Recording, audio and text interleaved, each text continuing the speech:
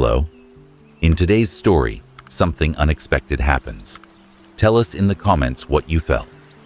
Now, let's begin. She moved like someone who no longer expected to be seen.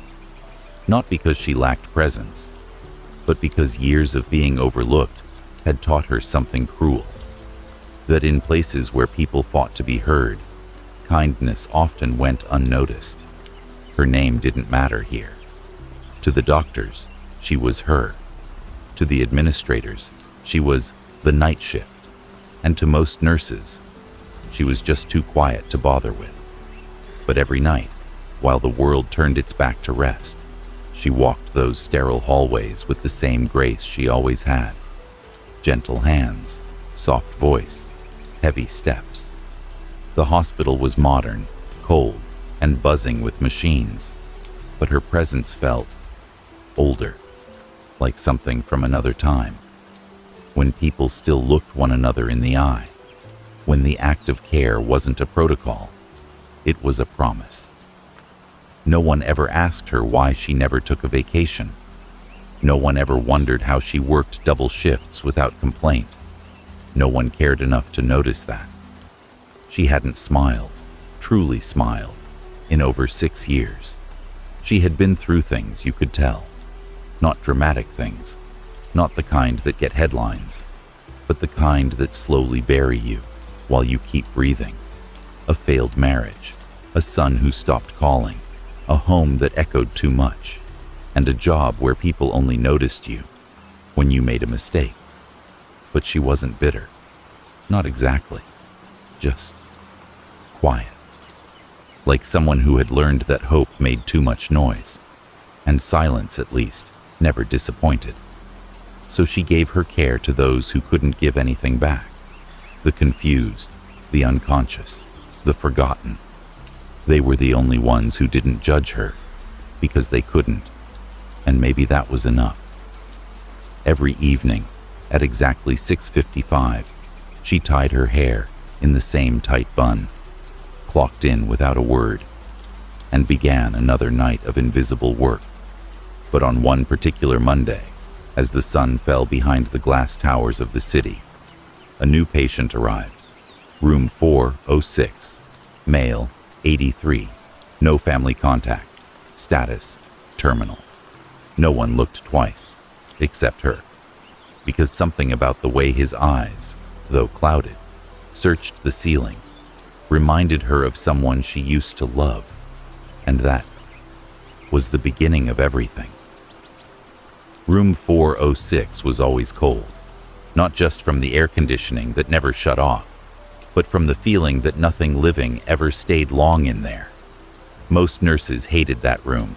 They called it the waiting room for the other side. But she walked in like it was any other room. No gloves yet, no clipboard, just a single glance at the man lying in bed, and a whisper only he could hear. "You're not alone. Not tonight." He didn't move, didn't blink, didn't flinch. His body was frail, skin like parchment, lips cracked from neglect. A small ID tag hung loose on his wrist, but his name wasn't what mattered. What mattered was the silence. It wasn't empty. It was heavy, like he had been holding on to something far longer than any heart should have to. She checked his vitals, adjusted his blankets, moved a chair closer to his bed, and just sat. No rush, no lecture, just presence. And then, without opening his eyes, he spoke. A whisper, so faint it almost vanished into the hum of the monitors. "You remind me of someone I used to know." She froze, not because it was unusual for a patient to speak, but because of the way he said it, like a memory had just brushed the edge of his soul. She leaned in slightly, careful not to interrupt the moment. "Someone good," he added. "Someone the world forgot to thank." Her throat tightened. She hadn't heard a kind word in weeks, maybe longer. And this stranger, this dying man, was the first person to really see her in how long? She smiled, barely. "Get some rest," she whispered. "We'll talk tomorrow." She turned to leave, but as she reached the door, he said one more thing. "They all think I'm gone already, but I see everything, and I remember everyone." There was something unsettling in his voice, not creepy, but knowing, like he had come here for a reason, and she was part of it. She didn't sleep that day. She just kept hearing his voice in her mind, and without realizing it, she'd already started coming back to life. By the third night, she was no longer just checking on him. She was waiting for him. Room 406 had become her unofficial post. Other nurses didn't notice or didn't care. They were used to her fading into the corners. But here, she was present, awake, listening, and so was he. Each night his words came a little stronger, still quiet, but steady, measured, like a man who knew his time was limited and chose each sentence like it mattered. "You walk like someone carrying a secret," he told her. She didn't deny it, didn't confirm it either, but she paused, and that was answer enough. "You don't ask questions," he said the next night. "Most people can't stop talking about themselves, but you wait." She smiled softly. "I've learned more from silence than noise." He chuckled, a dry, brittle laugh, but real. That was the first time she saw him smile, and it changed something. He wasn't just another patient anymore. He had weight, history, like a book no one finished reading. And she wanted to read it. But it was what he said on the fourth night that changed everything. "You know they think you're nothing here, don't you?" She looked down, not surprised, just tired. "I've seen them," he continued. "The way they talk over you, the way they ignore the care you give. But I've been watching, and you're the only one in this building who's still human." Her throat tightened again. She wasn't used to being defended, especially not by someone with nothing to gain. He continued, "You remind me of my daughter. She was quiet too good for this world." Something shifted in his eyes. Pain, not physical, but deep, old, regretful. "She stopped calling me, and I don't blame her. I gave too much to the world and not enough to the ones who loved me." Silence settled over the room like snowfall, and in that quiet, she saw herself in him, too clearly. They were two people who had given everything to others and been left empty in return. But in that room, they were no longer invisible. They were mirrors, and slowly, night by night, they were starting to reflect something neither of them had felt in years: hope. On the seventh night, she brought him something. It wasn't medicine, wasn't food, just a folded piece of paper, soft at the corners, like it had been handled too many times. She placed it on his nightstand without a word. He noticed. "What's that?" he asked, voice faint but curious. She didn't answer right away. Instead, she pulled the chair closer and sat. "It's my mother," she said finally, "in the only photo I have of her." He reached for it slowly, hands trembling, not from weakness, but something older, reverence. He stared at the image, then stared longer. His fingers stopped. His face changed. It wasn't confusion. It was recognition. "She was your mother?" The nurse nodded. He looked at the photo again, slower this time, and then his voice cracked. "She saved my life once, a long time ago, during a storm. I'd been in a wreck. She found me, pulled me out, stayed until help came." Silence fell again, but not cold this time. It felt sacred. "She never told me," the nurse said softly. "She died when I was 7. All I knew was she worked too much and loved quietly." He nodded. That sounds like her. For the first time, she saw tears well in his eyes. I've spent my life surrounded by noise, power, control, attention. But that night, in the mud, bleeding out, it was silence that saved me. She saved me. The nurse leaned back slightly, as if the truth had taken the air from the room. He looked at her, long and hard. Maybe that's why I recognized you, not by your face, but your presence. She tried to speak, but the lump in her throat refused. He continued, you carry her, in the way you move, the way you see people when no one else does. That night, she didn't leave early. She stayed long past her shift, just sitting there. No more gloves, no more distance, just two lives. Finally circling back to where they were meant to meet. The hospital lights dimmed early that night. Storm clouds gathered outside, and thunder whispered in the distance. Like an echo from a memory, neither of them had spoken aloud. She entered his room without her clipboard. No mask, no roll, just her. He turned his head before she said a word. I knew you'd come. She sat beside him, closer this time. Something had changed. What was your daughter's name? She asked. He hesitated, eyes staring past the ceiling. Elena, he said. Her mother named her. I was too busy building a future to be there when she was born. The nurse waited. I told myself I'd make it up to her. He continued. But time, it doesn't wait. You blink, and they grow without you. His voice thinned. She stopped writing when she was 16. I kept her letters, all of them. Didn't answer a single one. The nurse's throat tightened. And now? She asked gently. I don't even know where she is, he whispered. Maybe she's better off. Maybe forgetting me was her way of surviving. Silence again. But this time, it wasn't empty. It was full, with pain and truth and the quiet longing of a man who had everything, except peace. The nurse leaned forward. Do you ever wonder what she would say if she were here? He turned slowly. Every day. She held his gaze. Then say it now. He blinked, confused. To her, she said. Say what you never said. His lips parted, but no words came. Tears gathered, steady this time. I'm sorry, he whispered. I should have been there. I should have listened.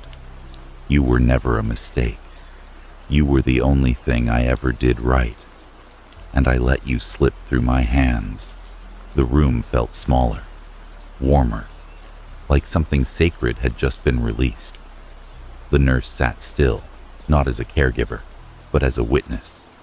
He looked at her, really looked, and for the first time, his eyes held no weight of pride, only surrender. Do you think she could forgive me?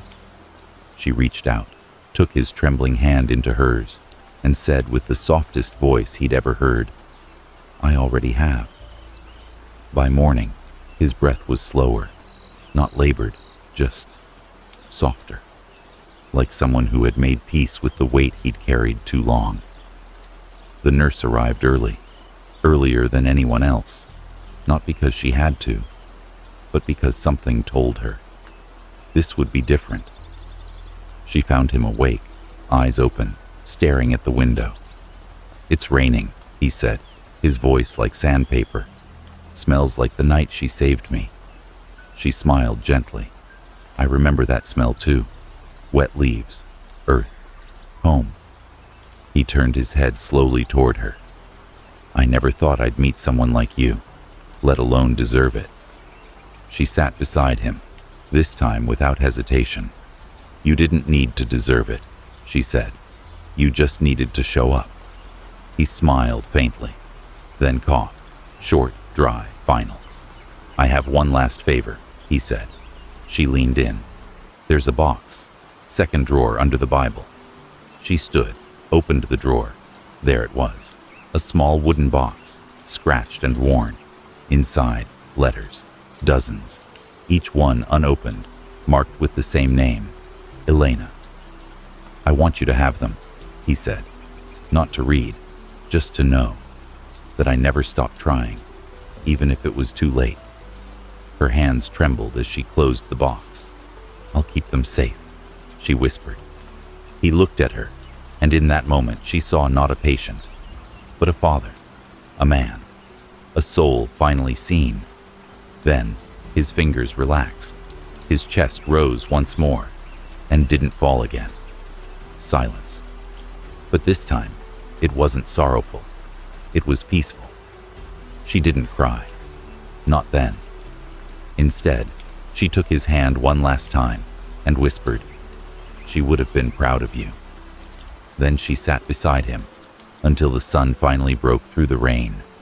And somewhere, between the walls of that hospital, a story closed, but another, hers, had just begun. Weeks passed. The hospital moved on. New faces filled old beds. The world didn't pause, not even for grief. But she changed, not in ways others noticed, not in words or uniforms or shifts, but in the way she saw people. She no longer walked past rooms without looking in, no longer skimmed charts like they were tasks instead of lives. She listened more, asked questions that had nothing to do with symptoms. She let people talk about regret, about love lost, about the silence between apologies never spoken. And at night, she read. Not the letters inside the box. She never opened one. She didn't need to. Instead, she started writing her own. Letters she never planned to send. To the father who left. To the man who stayed but never spoke. To the girl she once was, scared, angry, and pretending she didn't care. And to him, the man in room 413, the one who reminded her that even broken things hold value, that sometimes the final chapter doesn't fix the story, but it honors it. She kept the box in her apartment, top shelf, visible but not touched, a reminder that someone, somewhere, had tried, and that was enough. Sometimes, she'd light a candle and sit beside it in silence, not mourning, not praying, just listening, as if the rain still whispered his voice. 1 year later, same hospital, same corridor, but she was different now. People noticed, not because she spoke louder, but because she listened deeper. She became the nurse others called when no one else could reach a patient, the one who stayed a little longer, who never rushed a goodbye. And then, something unexpected. A new patient arrived. Elderly woman, late-stage heart failure, no family listed. But when the nurse checked the intake form, her breath caught. Emergency contact, Elena D. Next of kin. She stood frozen, the same name, the same handwriting, as the letters. Later that day, she entered the room, and there, by the woman's bedside, sat a middle-aged woman, her eyes heavy with history. The nurse introduced herself, calm, respectful. The woman stood and reached out. "You knew him, didn't you?" she asked. She hesitated, then nodded. "I was with him, at the end." Tears welled in the woman's eyes. "I wasn't ready to forgive him, but I think he forgave himself, because of you." They sat in silence. Then, without explanation, the nurse stood, pulled something from her bag. The box. She placed it in Elena's hands. "These belong to you." Elena opened it slowly. Her breath shook as she saw the letters, one by one, unopened, unsent, but never forgotten. They both cried then, not loud, not broken, just honest. And for the first time in years, the nurse felt something she hadn't expected. Peace. Not for what was lost, but for what was understood. Later that night, as the rain returned, she stood by the window. Same smell, same sound. But this time, she wasn't alone. not in the way that matters, because someone had seen her, and she had seen back, and in that quiet exchange, a nurse once ignored became something more, a witness, a healer, a legacy, and the story, the one no one thought mattered, would be remembered by the only hearts that ever needed to.